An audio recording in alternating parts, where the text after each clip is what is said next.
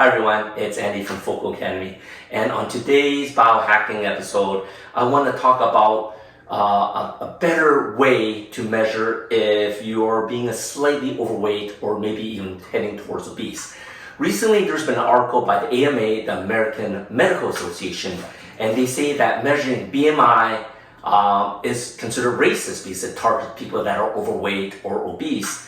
And doctors been using this, this old way of measuring, which uses your height and weight to calculate this number. And looking at this number, they'll consider if you're in a normal range, or if you're overweight, or if you're obese, right? And the numbers they use is like 18.5 to 24.9, which means that you're in a normal range. And from 25.0 to 29.9, you are overweight. And if you have a number 30 and above, you're obese. The problem with this old BMI rating scale is they don't take in account of muscle tone or how dense muscle is. So with people that are athletes, they may be having a BMI of 25, 28, even 30, and looking at the old BMI scale, they would be considered overweight even though they are ripped with muscles, right? So of course muscle is heavier and denser than fat, so that would scale the BMI a little bit, right? So for me, just for instance, I'm right around 165, I'm about 5'8", I think my BMI comes up to 25.4,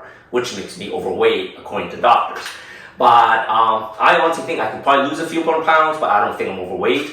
I think a much better way to measure if you're overweight or even obese is called the waist to hip ratio. And I'm going to show you how to do that very shortly, but I want you to understand why it's important to know if you're gaining too much weight, if you're being slightly overweight, or even being towards obese, because when you're slightly overweight, your immune system is compromised. You're higher at risk for cancer, you're higher at risk for strokes, you're higher at risk for high blood pressure, higher at risk for heart attacks, right? Even like dementia, Alzheimer's. There's so many things that happens when your body is overweight, and worse once you become obese. So now I'm going to talk about the waist to hip ratio. This is so much easier, and you can do this all in this, all in the comfort of your own home.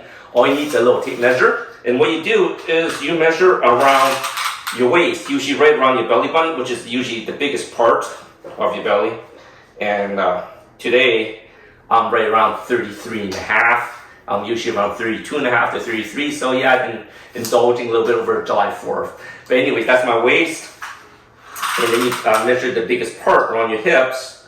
And I am right around 39 and a half. And what you do is you divide your waist with your hip number. And my number is right around 0.84, 0.85. And the number you're thriving for men is you want a 0.9 or better. So anything smaller than 0.9, you're good. That means your body's efficient, you can burn fuel, both fat and sugar fuel, and you're not overweight. But if your number is greater than 1.0, so 1.0, 1.01, and so on and so forth, that number is not so good. That means your body's not metabolic efficient and you're overweight. And for women, since women typically have slightly bigger hips, the numbers you want to be thriving for is you want a number of 0.8 or better, so 0.8, 0.79, 0.78, and so on and so forth.